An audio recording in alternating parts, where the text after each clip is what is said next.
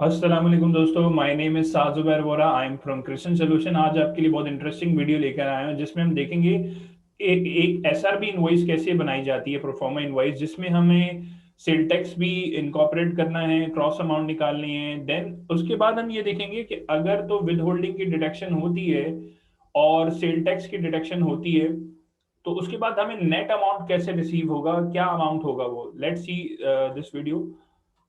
मैं आपको screen share कराता हूँ। अच्छा जी, ये स्क्रीन शेयर हो गई है। इसमें देखिए, सबसे पहले हमें क्या करना है कि एक इनवॉइस बनानी है, सेल्टेक्स इनवॉइस बनानी है, प्रोफार्मा इनवॉइस बनानी है। और हम लोग सर्विसेज प्रोवाइड करते हैं और हम एसआरबी में रजिस्टर्ड है। जैसे सिंध में सिंध रेवेन्यू बोर्ड होता है, इसी तरह पंजाब में पंजाब रेवेन्यू बोर्ड है, इसी तरह केपीके में भी है। तो अगर आप सिंध में सर्विसेज प्रोवाइड कर रहे हैं और आप एसआरबी में रजिस्टर्ड हैं तो आप अपने क्लाइंट को एसआरबी की इनवॉइस कर सकते हैं। तो और करना होगा आपको, ठीक है। तो इसमें हमारे पास यहाँ पर हमने इनवॉइस अमाउंट डाल दी, डेट डाल दी, और किस कंपनी को हम इनवॉइस कर रहे हैं वो यहाँ पे डाल दिया, एनटीएन नंबर डाल दिया। अच्छा, एंड में जब हम इनवॉइस यहाँ पर बनाएंगे, अच्छा ऑब्जेक्टिव ये है हमारा, सबसे पहले ऑब्जेक्टिव समझ लें। ऑब्जेक्टिव ये है कि एक तो हमें एसआरबी इनवॉइस बनानी है और हमें ये मालूम करना है कि हमें नेट अमाउंट कितना रिसीव होगा।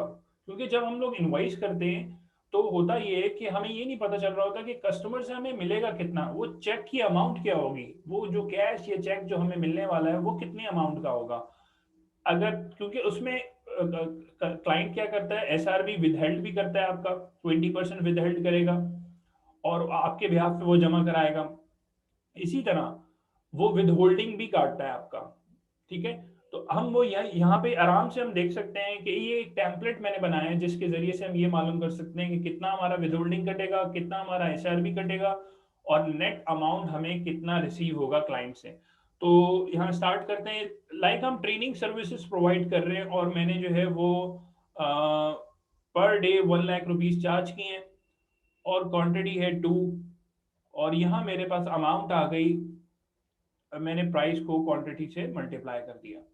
अब मुझे 5% सेल टैक्स भी लगाना है, ठीक है। तो अब मैं यहाँ पे क्या करूंगा कि जो भी मेरी सर्विसेज है उनकी अमाउंट को मैं मल्टीप्लाई कर दूंगा 5% से। तो ये मेरे पास सेल टैक्स की अमाउंट आ गई 10,000। अब मैं अगर इसको देखूं, नीचे क्रॉस अमाउंट देखूं, तो मेरे पास जो क्रॉस अमाउंट आ रही है वो आ रही है 2,10,000 रुपीज, क्योंकि इन दोनों को ऐड करना होगा। ये आपके पास इनवॉइस अमाउंट कह लें, क्रॉस अमाउंट कह लें। अच्छा, होता क्या है, जब ये इनवॉइस आप क्लाइंट को भेजते हैं तो क्लाइंट इसके ऊपर विद होल्डिंग काटता है। अगर आप ट्रेनिंग सर्विसेज प्रोवाइड कर रहे हैं तो विद होल्डिंग तकरीबन 3% काटेगा।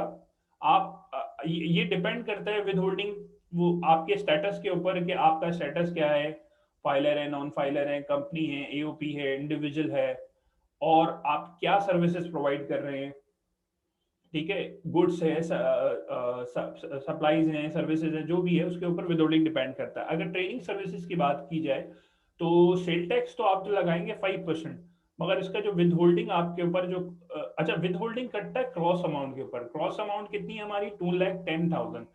इसको हम मल्टीप्लाई करेंगे 3% से, तो ये हमारी विद होल्डिंग अमाउंट आ जाएगी। ये कस्टमर हमारा विद हेल्ड करेगा और हमारे बिहाफ पे जमा करा देगा और हमें एक चालान बना के दे देगा। अच्छा, वो एक्चुअली पे होगा चालान, वो मतलब वो हमें इंफॉर्मेशन दे देगा कि ये मैंने आपके बिहाफ पे जमा करा दिया। और अगर आप ना भी दे तो एफबीआर के मालूमात में ये अपडेट हो जाता है, क्योंकि आपका एनटीएन के अगेंस्ट जमा हुआ होता है तो एफबीआर के मालूमात में इंफॉर्मेशन एमआईएस में आ जाता है, मैनेजर इंफॉर्मेशन सिस्टम में आ जाता है। अच्छा, इसके अलावा विद होल्डिंग भी कटती, एसआरबी की डिडक्शन भी होती है। अब वो कितनी होती है कि जो आपका 5% एसआरबी था, जो आपने कैलकुलेट किया था वो 10,000 था। अब 10,000 रुपीज के ऊपर वो क्या करेगा, 20% विद हेल्ड कर लेगा और आपके बिहाफ के ऊपर वो जमा करा देगा, ठीक है। तो आपको नेट चेक कितना मिला, जो क्रॉस अमाउंट थी उस क्रॉस अमाउंट का आपको जो नेट चेक मिलेगा वो कितना मिलेगा आपको। क्रॉस अमाउंट में से आपकी एक तो विदहोल्डिंग कट गई, ठीक है, क्रॉस अमाउंट के ऊपर विदहोल्डिंग कट गई, प्लस एसआरबी की डिडक्शन भी हुई 20%। तो आपको नेट अमाउंट जो मिलेगी, जो चेक अमाउंट होगी वो होगी 2,10,000। 1700। तो इस टेम्पलेट के जरिए से ये आपने आराम से आइडेंटिफाई कर लिया कि आपको कस्टमर से मिलने वाला कितना है। अगर वो आपकी विद होल्डिंग काट ले और एसआरबी विदहेल्ड कर ले, तो आपको जो नेट चेक है वो कितने का मिलेगा। अब मिसाल के तौर पे आप ये चाहते हैं कि भाई मैं इस तरह की कोई इनवॉइस बनाऊं जिसमें मुझे 1 लाख रुपीज ही मिले।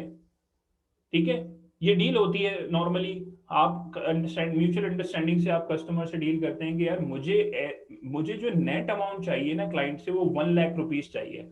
अच्छा, अब ये टेम्पलेट क्रिएट हो गया।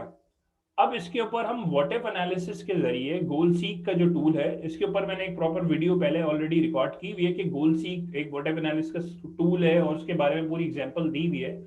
अगर चाहें तो आप वो वीडियो देख सकते हैं। यहाँ भी मैं आपको थोड़ा सा बता देता हूँ कि व्हाट इफ एनालिसिस के टूल के जरिए हम ये आइडेंटिफाई कर सकते हैं कि ये वन यहाँ नेट अमाउंट 1 लाख रुपीज कब आएगा, जब हमारी इनवॉइस अमाउंट क्या होगी। तो अब लेट्स सी, हम यहाँ पे डाटा में जाते हैं। डाटा के अंदर what if analysis goal seek. अच्छा, गोल सीक में हम यहाँ सेट वैल्यू देंगे। बेसिकली हमारी सेट वैल्यू है ये नेट सेल, जो नेट चेक अमाउंट है। इस सेल के अंदर सेल नंबर K31 जो कि नेट चेक अमाउंट है, उसमें हमें चाहिए 1 लाख रुपीज। मतलब तमाम डिटेक्शन होने के बाद हमें 1 लाख रुपए मिले। तो हम अब हमें ये नहीं मालूम हमें इनवॉइस कितनी अमाउंट की करनी चाहिए। तो इससे आपको ये पता चल जाएगा कि इनवॉइस किस अमाउंट से करनी चाहिए ताकि आपको नेट 1 लाख रुपए मिले। अच्छा, बाय चेंजिंग सेल, क्योंकि आपकी इनवॉइस जो स्टार्ट हो रही है वो आपकी यहाँ से हो रही है, तो आप उस सेल को रेफरेंस बनाएंगे कि ये अमाउंट चेंज करके देखो, और एंड में हमें नेट चेक अमाउंट जो है वो 1 लाख रुपीज आई है। तो सेट सेट वैल्यू हमारी पता है, वो सेल होगा जो हमें चाहिए, और जिस सेल में हमें वैल्यू चाहिए और कितनी वैल्यू चाहिए वो बता देंगे। और बाय चेंजिंग सेल वो सेल होगा जहां से हमारा टेम्पलेट स्टार्ट हो रहा है, यहाँ पे जहाँ पे फॉर्मूला नहीं लगा हुआ। अब यहाँ पे इसको ओके करेंगे। अच्छा, यहाँ पे cell must contain a value. अच्छा, यहाँ पर हम देख लेते हैं कि हो सकता है कि हमने टेम्पलेट में कोई, अच्छा सही है, ये हमने फॉर्मूले से निकाली थी। यहाँ पर हमें जो है वो चेंजिंग सेल को बनाना पड़ेगा, क्योंकि ये हमने जो है वो पंच की है। तो यहाँ से हम दोबारा से करते हैं गोल सीक। अच्छा, सेट सेल तो वही रहेगा जहां पे हमें वैल्यू चाहिए 1 लाख रुपीज। कितनी चाहिए? 1 लाख रुपीज चाहिए। और बाय चेंजिंग सेल वो सेल होगा जहां पे हमने स्ट्रक्चर स्टार्ट किया अपना, और ये है 1 लाख रुपीज जो हमने प्राइस डाली थी सबसे पहले। अमाउंट तो बाद में कैलकुलेट होकर आई थी। अब इसको ओके करेंगे तो ये रिकैलकुलेट कर रहा है और बता रहा है कि आपको नेट अमाउंट अगर 1 लाख रुपए चाहिए है तो आपको इनवॉइस करनी चाहिए 99,157 की, जिसमें प्राइस ये होगी, क्वांटिटी ये होगी, और जिसमें सेल टैक्स ये बनेगा, क्रॉस अमाउंट ये बनेगा, विद होल्डिंग ये बनेगा, और एसआरबी ये बनेगा, और नेट अमाउंट आपको 1 लाख रुपए मिलेगी। तो टेम्पलेट क्रिएशन भी हो गई, प्लस हमें किस किस हमें अगर नेट अमाउंट चाहिए 1 लाख रुपीज या 2 लाख रुपीज या 1 मिलियन रुपीज, तो हमें कितनी अमाउंट की इनवॉइस करनी पड़ेगी क्लाइंट को, तो वो भी हमें मालूम हो गया, और उसके ऊपर विद होल्डिंग एसआरबी कितना कटेगा। So I hope you have enjoyed this video. Kindly share to your friends and colleagues. Thank you very much. Keep watching Christian Solution. मैं बहुत ज़्यादा वीडियोस बना रहा हूँ इंशाल्लाह, टैक्सेशन के ऊपर, फाइनेंशियल मॉडलिंग के ऊपर, अकाउंटिंग के ऊपर, बुक कीपिंग के ऊपर। नेक्स्ट वीडियो मेरी जो होगी वो इंशाल्लाह टेम्पलेट्स के हवाले से होगी, जिसमें हमने टैक्स कैलकुलेटर्स के डिफरेंट टेम्पलेट्स बनाए हैं। Thank you very much. अल्लाह हाफिज़।